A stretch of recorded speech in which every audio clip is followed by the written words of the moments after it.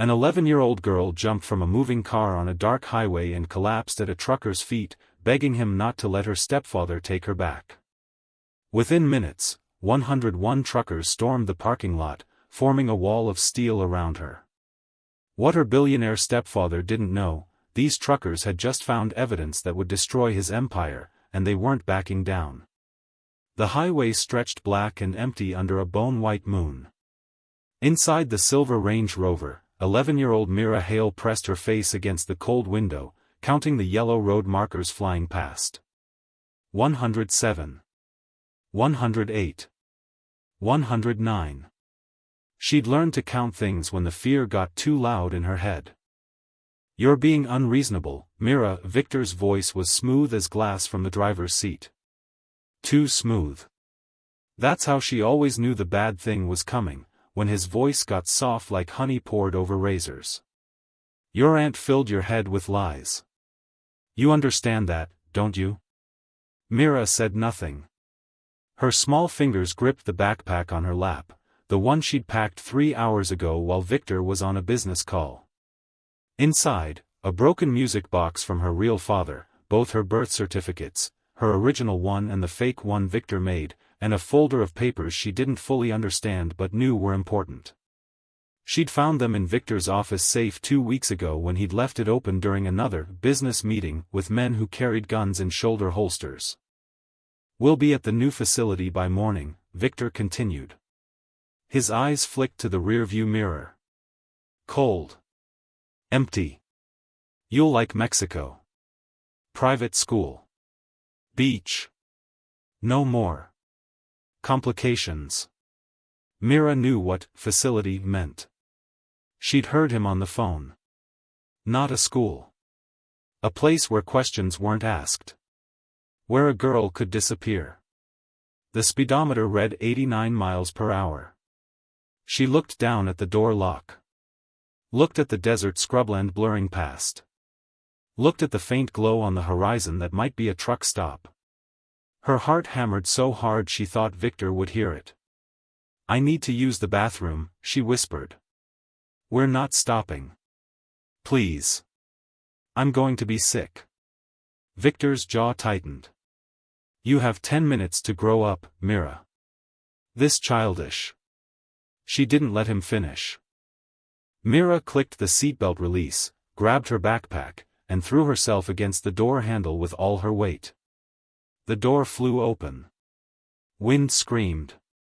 Victor shouted something, his hand grabbing for her jacket, but she was already falling, tumbling, hitting the asphalt at 70 miles per hour.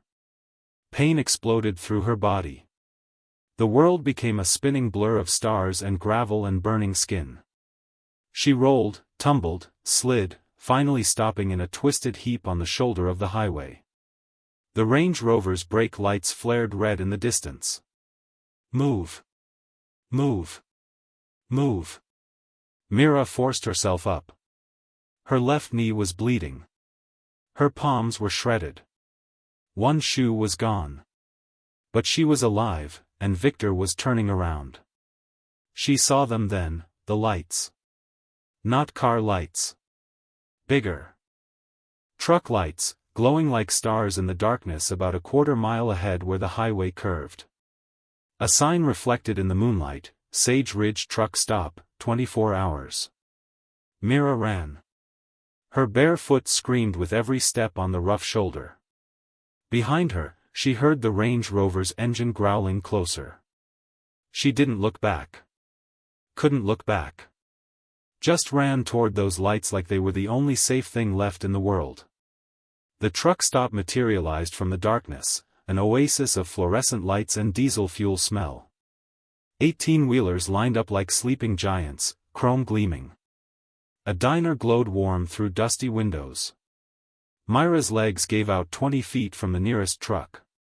She collapsed onto the concrete, gasping, bleeding, crying.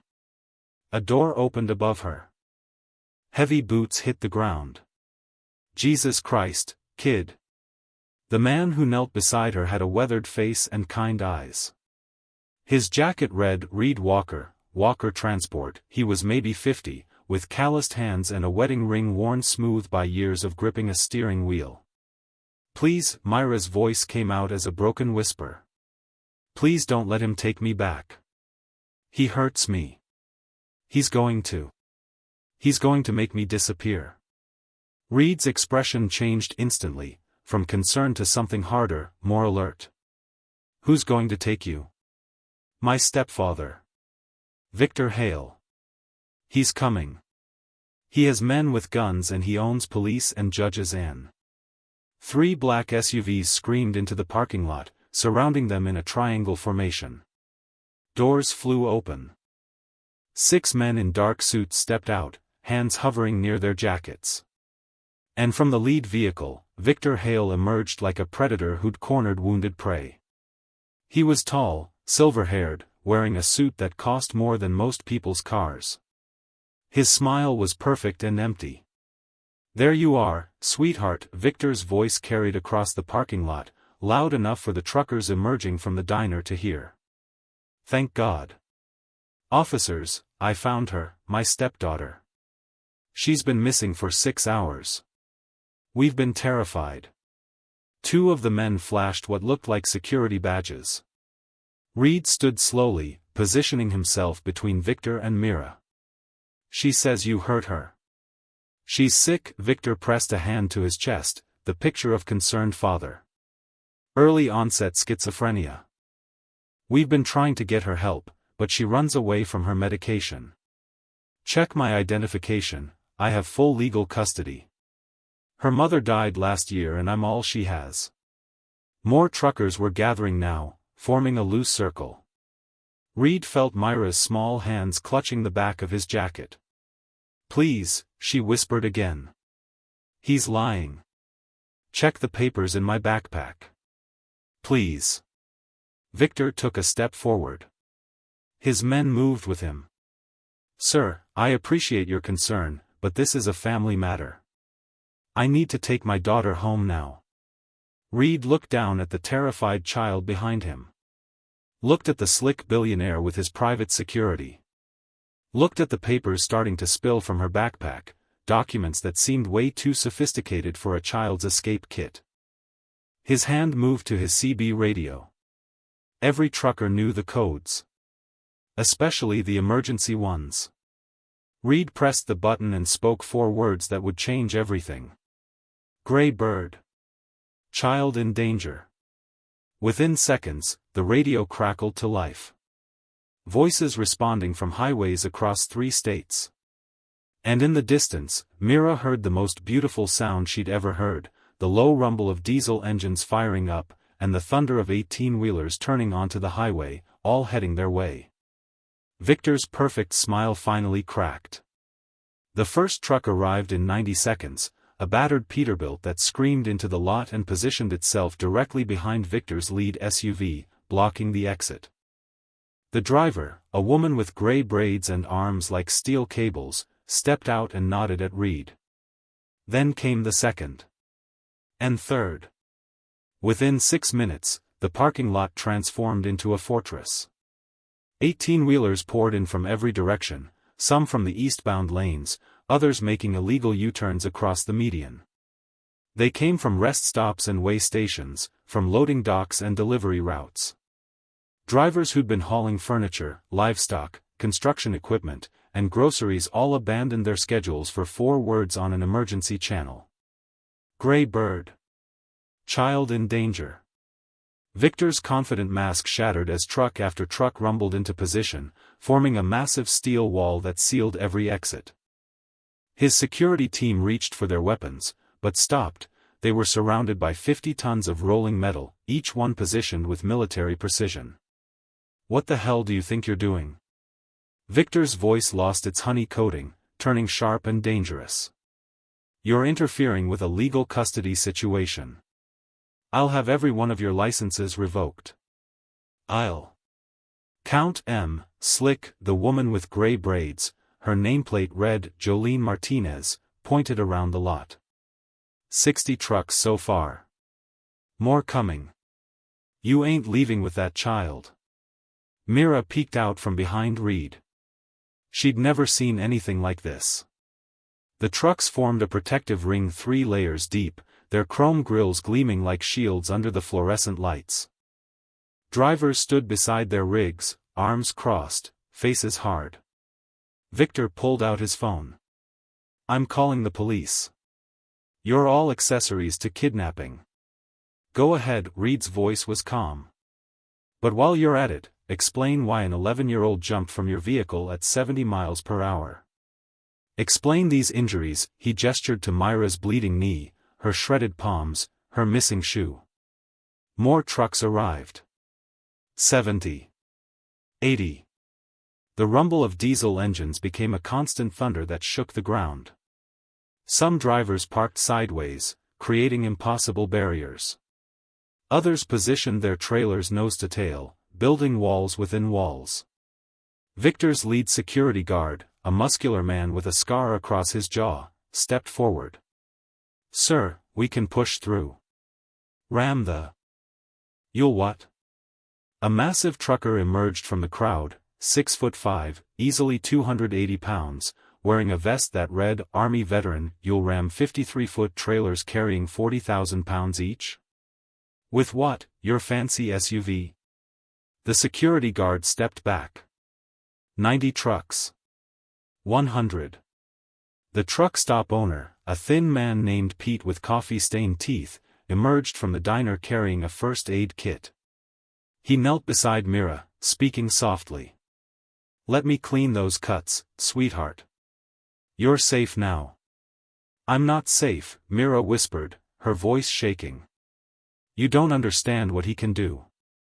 He owns people. Important people. Judges and politicians and..." "Not us," Pete dabbed antiseptic on her knee. "He don't own truckers." The 101st truck rolled in, a vintage Kenworth with hand-painted flames. Its driver, an old man with white beard and kind eyes, positioned it perfectly to seal the final gap. 101 trucks. A complete fortress. Victor's phone call connected. His voice shifted back to smooth concern. "Yes, Sheriff Morrison? It's Victor Hale. I need immediate assistance at Sage Ridge Truck Stop. My daughter has been taken by..." "Yes, the Hale family." "That's right. I have documentation. Full legal custody. These people are..." "Yes, quickly please." He ended the call and smiled at Reed.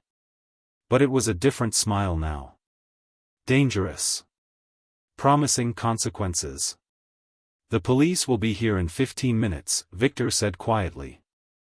"I have custody papers signed by Judge Raymond Blackwell himself. I have medical records documenting Myra's mental illness. I have eyewitness testimony that she's delusional and violent." He paused. "What do you have? A parking lot full of truckers who just committed career suicide?" Reed looked down at Mira. At her terrified eyes. At the way she clutched that backpack like it contained something precious. "What's in there?" he asked her gently. Myra's hands shook as she unzipped it. She pulled out the broken music box first, something personal, Reed realized. Then the birth certificates. Then a thick folder of documents. Reed opened the folder. His eyes widened. Shipping manifests. Cargo logs. Financial transfers to offshore accounts. Photographs of shipping containers marked private cargo, no inspection, lists of names, young names, with ages beside them. Flight records for private planes crossing international borders at odd hours. "Holy hell," Jolene whispered, reading over his shoulder. "This is..." "Insurance," Mira said quietly. "I found it in his safe. I didn't understand it all, but I knew. I knew it was why he couldn't let me go. Why he had to make me disappear. I know too much." Victor's face went pale. "Those are stolen. Privileged corporate documents. The child broke into my private office and..." Sirens wailed in the distance. Reed looked at the approaching red and blue lights. Looked at the documents in his hands. Looked at the 101 trucks surrounding them. "We need to copy these," he said quickly. "Now. Before the cops get here." On it, a younger trucker pulled out his phone. "I'll photograph every page and upload to cloud storage." "Do it fast," Jolene said, watching the sirens get closer. "Because if the police are in his pocket like she says, then this just became a whole lot more complicated," Reed finished. The sheriff's cars pulled into the lot, or tried to. They couldn't get past the wall of trucks. Victor's smile returned. Game over. Sheriff Morrison stepped out of his patrol car, red-faced and sweating despite the cool desert night. He was a heavy-set man with a thick mustache and a belt that strained against his gut. Behind him, 3 deputies emerged, hands resting on their holsters. "Which one of you idiots is in charge of this circus?" Morrison's voice boomed across the parking lot. Reed stepped forward, still holding Myra's hand. "Sheriff, this child is in danger. She jumped from a moving vehicle to escape." "I know what Mr. Hale told me on the phone." Morrison pulled out a folder thick with official-looking documents. "And I've got the paperwork right here. Full legal custody granted by Judge Blackwell 3 months ago after the death of the mother. Medical evaluations showing the child suffers from delusional episodes and violent outbursts. A restraining order against the maternal aunt for attempted parental kidnapping." He looked at Mira with something like pity. "Sweetheart, your daddy just wants to help you." "He's not my daddy." Myra's voice cracked. "My father died when I was 6. Victor married my mom 2 years ago, and when she tried to leave him, her voice broke. Her car went off a bridge. But it wasn't an accident. It wasn't." Morrison's expression hardened.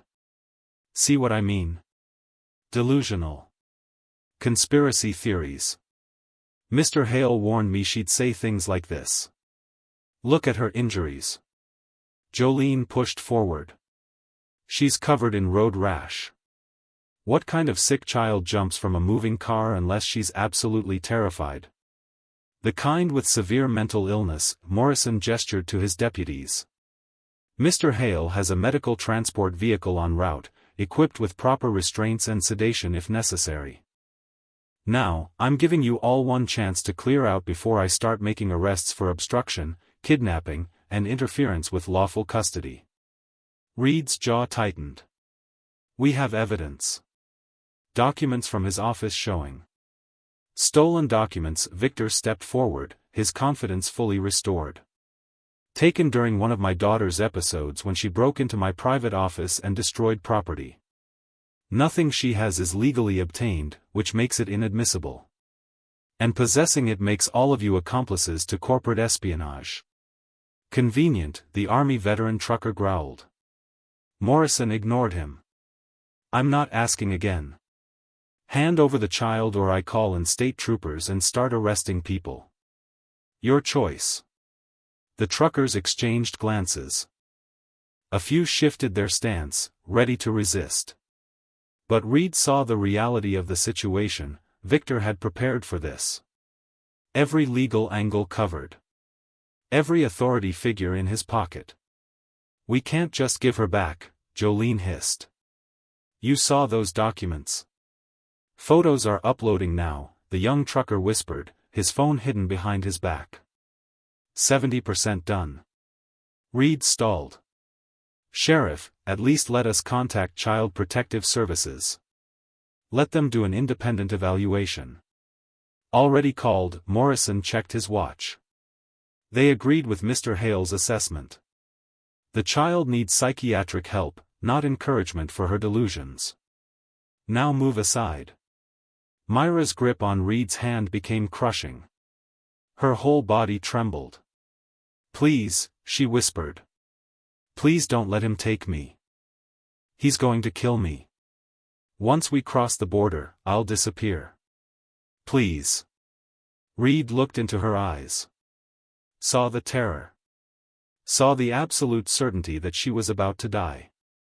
But he also saw 3 deputies with hands on weapons, and a sheriff clearly bought and paid for, and a billionaire who'd outmaneuvered them at every turn. Uploads at 90%, the young trucker breathed. Morrison's patience snapped. That's it. Jenkins, Rodriguez, remove the child by force if necessary. 2 deputies moved forward. The wall of truckers tensed, ready to fight. But Reed held up his hand, stopping them. Don't. His voice was heavy with defeat. He's got the law on his side. We fight this, we all go to jail, and she still ends up with him. Reed, no, Jolene started. I said don't. Reed's voice cracked. He knelt down to Myra's level, his eyes wet. I'm sorry, kid. I'm so damn sorry. No. No, no, no, no. Myra's voice rose to a scream as the deputies grabbed her arms. Please don't let him take me. He's going to kill me. Please. She fought like a wild animal, kicking and screaming as they dragged her toward Victor's SUV. Her backpack fell, documents spilling across the concrete. One of the deputies kicked them aside. You're letting him win. Mira shrieked at Reed, tears streaming down her face. You promised. You all promised. Victor walked past Reed, pausing just long enough to lean in close. His voice was a whisper only Reed could hear. You just made the biggest mistake of your life, trucker. I'm going to destroy every single one of you. Your licenses, your livelihoods, your families. And there's not a damn thing you can do about it. Then louder, for everyone, thank you, Sheriff Morrison. I'll make sure Judge Blackwell knows how helpful you were tonight. They loaded Mira into the SUV. Through the window, Reed saw her small face pressed against the glass, still screaming, still begging. The convoy of black SUVs navigated through the gap the sheriff's cars had created in the truck barrier. And then they were gone. The parking lot fell silent except for the idle rumble of diesel engines and Jolene's quiet crying. Reed picked up Myra's dropped backpack. Held it against his chest like it was something sacred. Uploads complete, the young trucker said quietly. Every document. Every photo. It's all in the cloud. Reed's voice was cold as winter steel. Good. Because we're getting her back. How? Jolene asked. He's got judges, cops, everything. Reed looked at the 101 trucks still surrounding them. At the drivers who'd abandoned their routes for a stranger's child. At good people who just watched evil win because it wore a suit and carried paperwork. He thinks he owns the law, Reed said quietly. But he doesn't own us. And we're about to show him exactly what that means. The attacks began at dawn. Reed was 3 hours into the drive back to his home base in Nevada when his phone exploded with notifications. His bank account, frozen. His commercial driver's license, suspended pending investigation into fraudulent documentation, his insurance, cancelled due to high-risk behavior and criminal activity. He pulled over at a rest stop and called Jolene. You getting hit too? Worse, her voice was tight with fury. My entire fleet. 6 trucks. All flagged by DOT for safety violations I know damn well don't exist. I've got inspectors scheduled for next week, but until then, every one of my drivers is grounded. That's $42,000 in lost contracts. By noon, the reports flooded in from across the convoy. The young trucker who'd uploaded the documents, his student loans suddenly called in for immediate full payment, $23,000 due in 30 days. The Army veteran, his VA benefits suspended for fraudulent claims review. Pete, the truck stop owner, health department shut him down for violations, raw sewage in the kitchen that absolutely wasn't there yesterday. Victor Hale was systematically destroying them all. It's coordinated, Reed said during an emergency conference call with 12 of the key drivers. He's using his connections to hit us through every possible channel. Banks, licensing agencies, regulatory bodies. My ex-wife just filed for custody modification, another driver interrupted, his voice shaking. Claims I'm an unfit parent because of criminal kidnapping charges. There are no charges. But she's got a lawyer I can't afford, and the hearing's in 2 weeks. Trucking forums are lighting up, Jolene added. Someone posted our names and photos on Loadboard and FreightMatch, calling us child kidnappers. Says there's a $20,000 reward for information leading to our arrest. Half the shipping companies in the Southwest have blacklisted us. Reed pulled Myra's backpack from his passenger seat and dumped the contents on the dashboard. The broken music box tumbled out, along with the birth certificates and... He stopped. There was something else. A small USB drive taped to the inside bottom of the backpack, hidden so carefully he'd missed it the first time. Guys, hold on. Reed plugged the drive into his laptop. I found something. The files loaded. His blood ran cold. Shipping manifests for Victor's private cargo division, but these weren't regular commercial goods. Container numbers matched with flight logs for Victor's personal jets. Destinations: Mexico, Thailand, Eastern Europe. And beside each container number, a list of names. Young names. Ages 8 to 16. Jesus Christ, Reed whispered. He's trafficking kids. What? Jolene's voice cracked through the phone. The documents we photographed were just the surface. This USB has everything. Bank transfers to shell companies in the Caymans. Payoffs to border officials. Communication logs with buyers. Reed scrolled faster, his stomach churning. There are at least 30 children in this database. 30 kids who went missing over the last 2 years. And Mira found this? Must have. She said she broke into his safe. Reed opened another folder. Oh God. There are recordings. Audio files of phone conversations. He clicked one. Victor's smooth voice filled the truck cab. The product needs to be moved by Tuesday. Tell Dimitri the payment is ready, but I want guarantees this time. Last shipment had issues with the youngest one fighting back. I need them compliant. Another voice, heavily accented, perhaps older next time, yes? 12, 13. Less trouble. Fine. But the client specifically requested, the recording cut off. Reed felt bile rise in his throat. Product. Shipment. These men were talking about children like they were cargo. We need to get this to the FBI, the Army veteran said. Right now. With what credibility? Jolene shot back. He's already painted us as crazy kidnappers. We show up with a USB drive full of evidence. They'll say we fabricated it. That we're trying to cover our own crimes. Reed closed his eyes, thinking. She was right. Victor had planned this perfectly, discredit them first, then even legitimate evidence would be dismissed as desperate lies. But there was one person who might believe them. Mira mentioned an aunt, Reed said slowly. Said she was in hiding. If we can find her, get her testimony. How? We don't even know her name. Reed picked up one of the birth certificates, the original one, not Victor's fake. Listed under mother's next of kin was a name, Claire Dawson, sister. Got it. Reed opened his laptop. Claire Dawson. Let me search. His phone rang. Unknown number. He answered. Hello? Mr. Walker? A woman's voice, frightened and shaking. My name is Claire Dawson. I just saw the news about what happened at the truck stop. I saw Myra's face when they dragged her away. She took a shaky breath. I'm her aunt. And I can prove everything you suspect about Victor Hale is true. Reed sat up straight. Where are you? Phoenix. Hiding in a women's shelter under a fake name.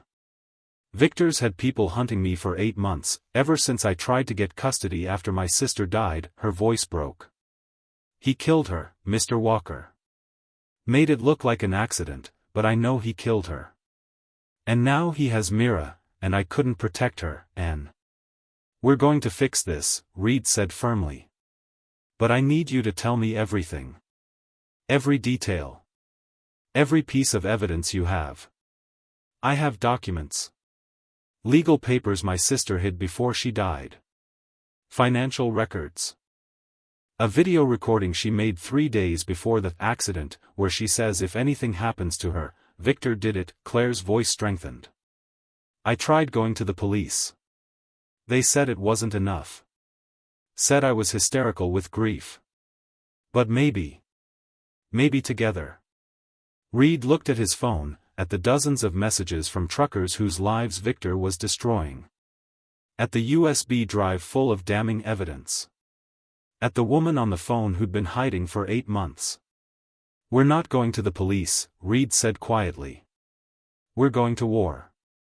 Reed pulled into the Phoenix Women's Shelter parking lot at 3 a.m. Claire Dawson waited by the side entrance, thin, haunted-looking, with her sister's eyes. She clutched a weathered manila envelope like it contained her last hope. You came, she whispered. I promised your niece I'd protect her. Reed opened his truck door. I'm not breaking that promise. Inside his sleeper cab, Claire spread out her documents. Birth certificates proving Victor wasn't Myra's biological father. A prenuptial agreement Claire's sister had signed under duress. Claire had video of the signing where Victor's lawyer stood behind her sister with barely concealed threats. Financial records showing Victor had transferred his wife's entire inheritance into offshore accounts 3 days before her death. And the video. Reed watched it on Claire's laptop. A woman who looked like an older version of Mira sat in a bathroom, filming herself with shaking hands. My name is Rebecca Hale. If you're watching this, I'm dead. Victor killed me. I tried to leave him when I discovered what he was doing, the shipping containers, the children, the trafficking operation hidden inside his legitimate cargo business. He caught me copying files. He said if I went to the police, Mira would disappear. He said he has judges, politicians, border agents all paid off. He said no one would believe me. Rebecca's voice cracked. I'm taking Mira and running tonight. If we don't make it. Claire, please. Save my daughter. Don't let him. The video cut off. She died that night, Claire said quietly. Car went off a bridge on Route 89. They ruled it brake failure, but I had a mechanic friend examine the wreckage. The brake lines were cut clean through. Reed's jaw clenched. Why didn't this video work as evidence? I tried. Took it to Phoenix PD, then State Police, then FBI field office. They said it was hearsay, that Rebecca was clearly emotionally unstable, that without physical evidence of murder, it was just a tragic accident. Claire's hands shook. Victor's donations fund half the political campaigns in Arizona. He owns them all. Reed's phone buzzed. A text from Jolene, team assembled. What's the play? Over the next 18 hours, Reed coordinated what would become the most unlikely investigation team ever assembled. Jolene brought in Marcus Chen, a trucker who'd been a cybersecurity analyst before a DUI cost him his tech job. Marcus set up in the back of Jolene's truck with 4 laptops and began systematically hacking Victor's shell companies. His digital security is garbage, Marcus said, fingers flying across keyboards. Arrogant rich guys always think money equals protection.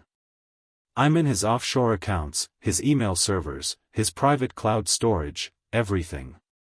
The Army veteran, whose name was Sam Rodriguez, gathered a team of 5 other former military truckers. They started tracking down people who'd worked for Victor's cargo division and mysteriously quit. In a truck stop outside Tucson, they found Miguel Santos, a former pilot who'd flown Victor's private jets. I flew 3 runs before I figured out what was in those containers, Miguel said, his face gray. Kids. Drugged, silent, terrified. Victor told me they were special needs children being transported to treatment facilities, but the facilities were abandoned warehouses. And the people who met us, he shuddered. I quit the next day. Tried to go to authorities, but I had no proof, and Victor's lawyers threatened to charge me as an accomplice. I've been hiding ever since. Will you testify? Sam asked. If you can promise protection. Real protection, not police promises that disappear when Victor makes a phone call. By the second day, they had 6 more witnesses. A shipping dock worker who'd seen children loaded into containers marked agricultural equipment, a border agent who'd been offered $50,000 to look the other way. A housekeeping staff member from Victor's estate who'd heard screaming from the locked basement rooms. Meanwhile, Marcus struck gold in Victor's digital files. Got it. He spun his laptop around. Complete client list. Names, addresses, payment records. These aren't just random criminals, we're talking state senators, corporate executives, a deputy district attorney. He scrolled faster. And look at this. Communication logs between Victor and Sheriff Morrison. They've been coordinating for 8 months. Morrison tips Victor off whenever anyone files complaints or requests investigations. Reed leaned in. Can you prove it's authentic? Not fabricated? Every file has metadata, creation dates, modification history, IP addresses. It's ironclad. Victor created these files himself, from his personal devices. No way to claim we faked them. Jolene burst in with another trucker, a woman named Patricia who had a law degree she'd never used after her firm went bankrupt. I filed emergency protection petitions in 3 different states, Patricia said, spreading papers across the table. Arizona, Nevada, and New Mexico. Different judges, different jurisdictions. At least one of them has to be outside Victor's influence. What about Mira? Claire's voice was small. Where is she right now? Reed had been tracking that too. Victor's estate, 40 miles north of Phoenix. Private compound, 20 acres, armed security. But here's the thing, I've been monitoring his flight plans through a contact at the FAA. He pulled up a document. He filed a flight plan for 6 p.m. tomorrow. Destination, Mexico City. Then a connecting flight to Romania. The room fell silent. He's moving her, Sam said quietly. Once she crosses international borders. She's gone forever, Claire finished, her voice breaking. Reed looked at the assembled group. Truckers, hackers, veterans, witnesses, a lawyer. An impossible team held together by one thing: they'd all seen a little girl screaming for help, and they refused to let her scream in vain. We have 28 hours, Reed said. We need to stop that flight, rescue Mira, and expose Victor publicly enough that he can't bury it. How do we do all 3? Marcus grinned. I have an idea. But it's going to require a lot of trucks. Jolene pulled out her phone. How many we talking? All of them, Marcus said. Every single one of the 101. The convoy gathered 15 miles from Victor's estate at 4 p.m., 101 trucks lined up along a forgotten service road like an army preparing for battle. Reed stood on his truck's running board, looking at the faces of people who'd lost everything in the past 3 days but showed up anyway. Victor's flight leaves at 6, Reed said, his voice carrying across the diesel rumble. That means he'll try to move Mira by 5:30 at the latest. We have 90 minutes to block every escape route, breach the compound, find her, and get her out alive. He paused. Anyone wants to walk away, now's the time. No judgment. You've already sacrificed enough. Not a single person moved. Jolene climbed up beside him. Marcus has the security system mapped. Sam's team knows the breach points. Patricia's got news crews on standby. Claire's testimony and Miguel's recordings are uploaded to 30 different servers. She smiled grimly. Let's go get our girl. They moved in 3 waves. Wave 1, the blockade. 40 trucks split into 4 groups, each taking a different highway leading to Victor's estate. Within 12 minutes, every road in a 5-mile radius was blocked by jackknifed semis positioned to look like accidents. Emergency services would take hours to clear them. Wave 2, the runway denial. Victor's private airstrip sat at the eastern edge of his property. 2 massive trucks carrying construction equipment rolled onto the runway and jackknifed in a perfect X formation. No plane was taking off tonight. Wave 3, the assault. Reed led 20 trucks directly to the estate's main gate. The rest circled the perimeter, creating an unbreakable ring. Victor's security team, 12 armed men, stood behind the iron gates, weapons visible. "Turn around now," the head guard spoke through the intercom. "This is private property. You're all under surveillance and will be prosecuted." Reed keyed his CB radio. "Marcus, you're up." From inside Jolene's truck 2 miles away, Marcus typed furiously. "Accessing their security network." And done. Cameras are on a 30-second loop. To them, everything looks normal. "What about the gate?" Reed asked. "Already unlocked. I've had backdoor access since yesterday. Just push." Reed's truck rolled forward. The supposedly locked gate swung open. The security team scrambled for their weapons, but Sam's voice boomed through a megaphone. "Federal law prohibits deadly force against unarmed civilians on private property without immediate threat to life. Every action you take is being live-streamed to 40,000 viewers." The guards hesitated, seeing the drones hovering overhead, 6 of them, all broadcasting live. Marcus had activated every live-stream platform simultaneously: Facebook, YouTube, TikTok, Instagram. Within minutes, 100,000 people were watching. Reed's truck crashed through the ornamental fountain. The other trucks followed, fanning out across the manicured lawn, surrounding the main house. Victor emerged onto the mansion's front steps, phone pressed to his ear. "Sheriff Morrison, I have armed intruders on my property. What do you mean you can't get through? Send helicopters." "I don't care about the cost." Reed jumped from his cab. "It's over, Victor. Every road is blocked. Your plane can't take off. And 250,000 people are watching this live. You've just committed armed trespassing, destruction of property, breaking and entering. And you've committed human trafficking, murder, kidnapping, and about 40 other felonies," Claire shouted, stepping from behind Reed's truck. "Hi, Victor. Miss me?" Victor's face went white. "Claire. I should have known you were behind this circus. Where's Mira?" Reed demanded. "Safe. Medicated. Resting comfortably until we can leave for proper psychiatric treatment." A scream pierced the air.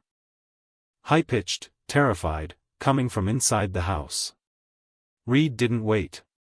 He charged the front door, Sam and 3 other truckers behind him.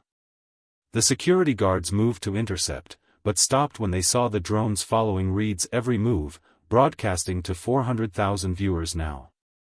Inside, the mansion was obscenely luxurious: marble floors, crystal chandeliers, artwork worth millions. Reed followed the screaming to a reinforced door at the end of a hallway. Locked. Steel core. "Mira," he shouted, pounding. "Mira, it's Reed. We're here." "Reed?" Her voice was muffled, desperate. "I'm locked in. There's no handle on this side. He said this was for my own safety until the plane." Sam pulled out a pry bar. "Stand back from the door, honey." It took 4 men and 3 minutes to break through. The room beyond was decorated like a child's bedroom, but the windows were barred, the door lockable only from outside. A prison painted pink. Mira launched herself at Reed, sobbing. She was wearing travel clothes, a packed suitcase beside the bed. Ready to disappear. "I've got you," Reed whispered, lifting her. "I've got you. You're safe." They emerged from the mansion to find Victor surrounded by truckers, his security team disarmed and sitting on the lawn. Police sirens wailed in the distance, but they'd have to wait, the roads were still blocked. And every moment was being broadcast live. Marcus's voice came through Reed's radio. "We're at 12 million viewers. News networks are picking up the stream. CNN just went live with it." Patricia stepped forward with a tablet. "Victor Hale, I'm serving you with emergency custody revocation papers filed in 3 states. I'm also notifying you that the FBI's Child Exploitation Task Force has been provided with complete documentation of your trafficking operation, including client lists, financial records, and witness testimony." "You have nothing," Victor snarled. "Fabricated evidence from criminals and..." "We have your own files," Reed said quietly. "Every email. Every transaction. Every flight log. And now we have 1 million witnesses watching you keep a child locked in a prison cell." Victor's phone rang. He answered, his face draining of color with each word he heard. "What?" he whispered. "All of them? Every account?" He looked up at Reed with something like fear. "What did you do?" Marcus grinned from behind his laptop screen 2 miles away. "I just sent every piece of evidence to the FBI, DOJ, Interpol, and 50 major news organizations. With proof it came from your own servers. Can't claim it's fake when the metadata proves you created it." The police finally arrived, not Sheriff Morrison, but state troopers and federal agents, coming in from the one helicopter that had managed to navigate the truck-blocked roads. Victor Hale's empire began crumbling at exactly 5:47 p.m., broadcast live to 23 million people. The live stream reached 10 million viewers by the time the FBI agents handcuffed Victor Hale on his own front lawn. Reed held Mira close as she watched, her small body trembling against his chest. "Is it really over?" she whispered. "Not yet," Reed said quietly. "But it will be." Marcus had spent the last hour doing what he did best, turning Victor's own weapons against him. Every news organization, every social media platform, every law enforcement agency received the same comprehensive package simultaneously at 6 p.m. The evidence dump was devastating. Patricia stood before the main camera drone, holding documentation like a prosecutor at trial. Behind her, 101 trucks formed a semicircle, their drivers standing at attention. Beside her, Claire held Myra's hand while Reed kept protective watch. "My name is Patricia Chen, attorney at law," she began, her voice steady and clear. "What you're about to see is not hearsay. Not conspiracy theory. Not fabrication. This is documented evidence of a human trafficking operation run by billionaire Victor Hale over a 2-year period." The screen split. On one side, Patricia speaking. On the other, scrolling documents with identifying information redacted but details crystal clear. Exhibit A, shipping manifests showing 37 containers marked private cargo transported through Victor Hale's commercial shipping division. These containers traveled to known trafficking hub cities: Tijuana, Mexico; Bangkok, Thailand; Bucharest, Romania. She held up printed pages. Cross-referenced with missing children reports from the same time periods, we found 17 matches. The viewer count hit 15 million. Exhibit B, bank transfers totaling $42 million to offshore accounts in the Cayman Islands, then dispersed to individuals in 12 countries. Wire transfer descriptions use code words: product delivery, merchandise received, client satisfaction confirmed. Claire stepped forward, her voice shaking but determined. "My name is Claire Dawson. Victor Hale murdered my sister, Rebecca, when she discovered his operation. This is the video she recorded 3 days before her death." Rebecca's face filled the screen. Her terrified testimony. Her accusations. Her desperate plea to protect Mira. 20 million viewers. Miguel appeared next, the former pilot. I flew 3 cargo runs for Mr. Hale in 2024. I was told I was transporting special needs children to medical facilities. That was a lie. I witnessed children being transferred to individuals at abandoned locations. When I tried to report this, I was threatened with prosecution as an accomplice. Then came the dock worker. The border agent. The housekeeper. 5 more witnesses, each telling the same story from different angles. 30 million viewers. But the most damning evidence came from Victor's own digital trail. Marcus had compiled a video montage, audio recordings of Victor's phone calls with timestamps and voice analysis confirmation. Emails discussing shipments and products with barely coded language. Text messages with Sheriff Morrison coordinating the suppression of investigations. And the client list. We have provided law enforcement with 73 names of individuals who purchased, Patricia's voice hardened on the word, children through Victor Hale's trafficking network. These include corporate executives, politicians, and entertainment industry figures. Warrants are being issued as I speak. The FBI agents on scene began coordinating with headquarters. More federal vehicles arrived, Homeland Security, ICE, U.S. Marshals. Victor's entire security team was arrested. His digital devices seized. His assets frozen. Sheriff Morrison's police car screeched to a halt outside the estate perimeter, but state troopers blocked his path.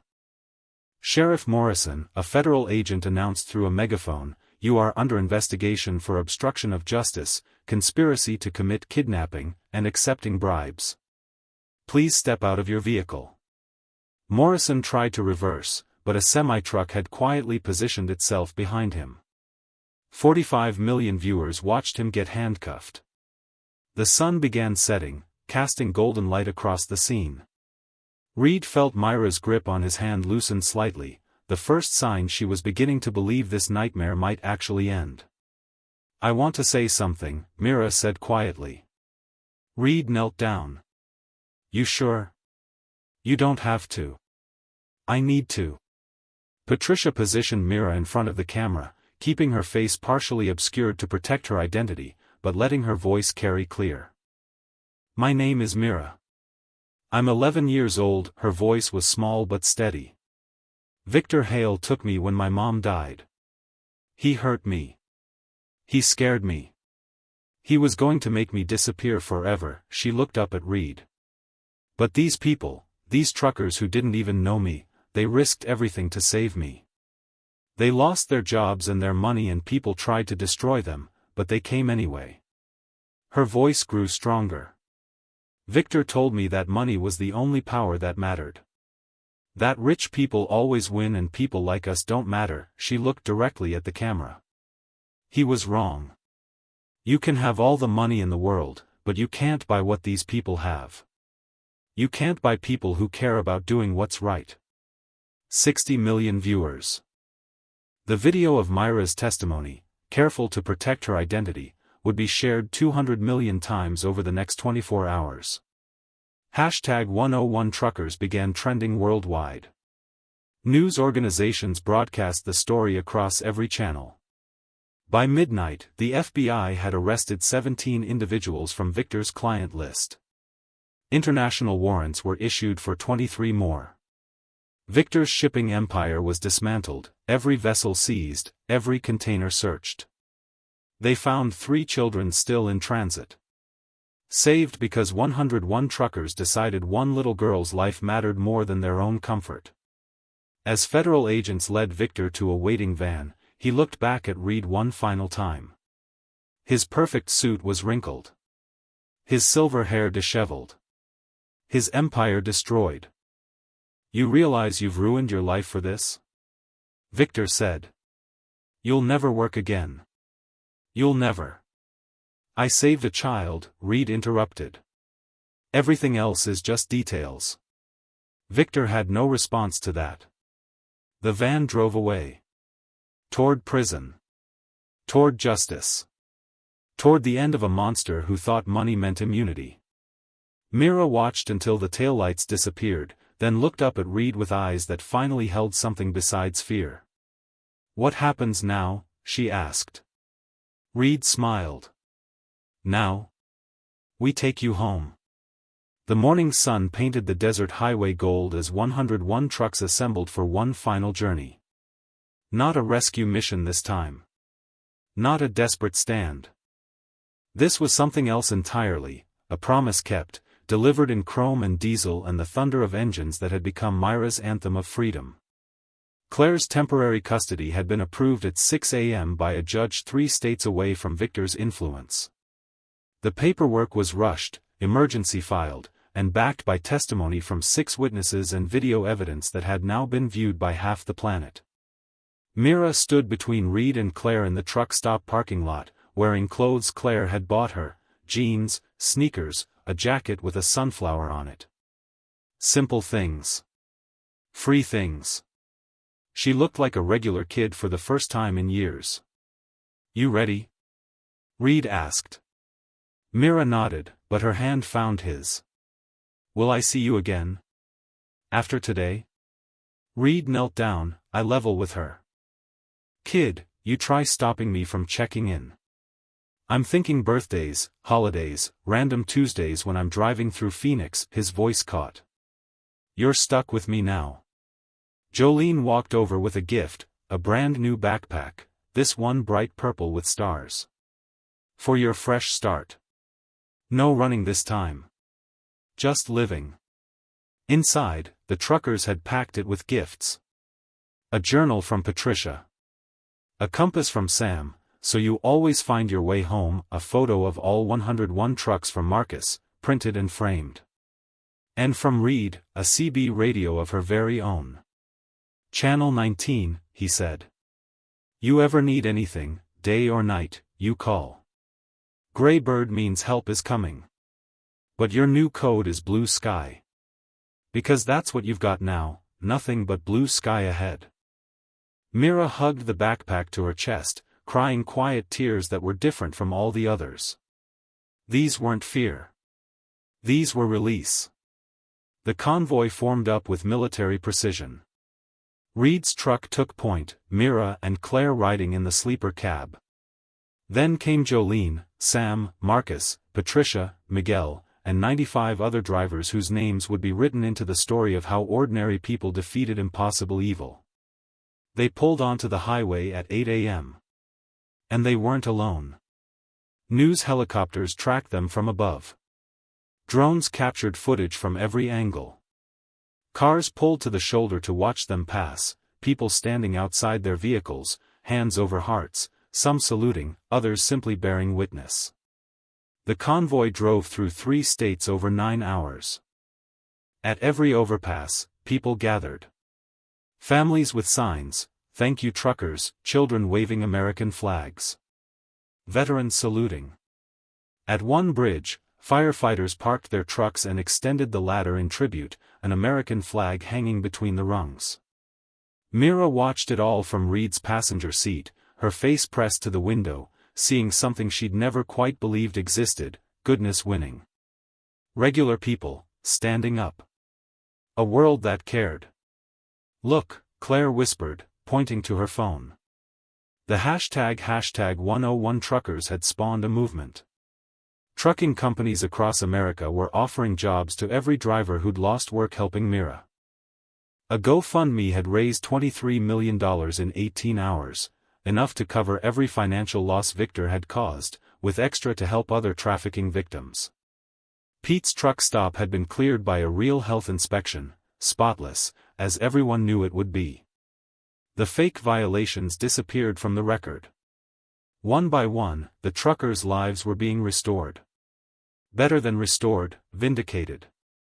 At 4:47 p.m., the convoy took exit 47 outside Phoenix, heading toward the small neighborhood where Claire had rented a 2-bedroom house with a yellow door and a backyard big enough for a little girl to feel safe. The trucks formed their final formation in the empty field across from Claire's street. Not a blockade this time. Not a wall. something else entirely. Marcus launched the drones. From above, the 101 trucks had positioned themselves in a perfect heart shape, a massive symbol of protection surrounding the small house where Mira would begin her new life. The image was captured from every angle, broadcast live to 90 million viewers. Mira stepped out of Reed's truck and stared at the formation. At these giants of the road, arranged with precision and care into a symbol of love from people who'd been strangers 5 days ago. She turned to Reed, and for the first time since he'd met her, she smiled. Really smiled, the kind of smile that belonged to a child who finally believed she was safe. "You kept your promise," she said softly. Reed's eyes were wet. "Damn right I did." Claire wrapped her arm around Myra's shoulders. "Come on, sweetheart. Let me show you your room. It's got purple walls, just like you told me you always wanted." Mira started toward the house, then stopped. She ran back to Reed and hugged him with everything she had. "Thank you," she whispered. "For not letting him win." "Thank you," Reed whispered back, "for being brave enough to jump." The convoy began dispersing as sunset painted the sky orange and purple. One by one, the trucks pulled away, air horns blasting in victory, CB radios crackling with messages of love and solidarity. But they didn't really leave. Reed knew they never would.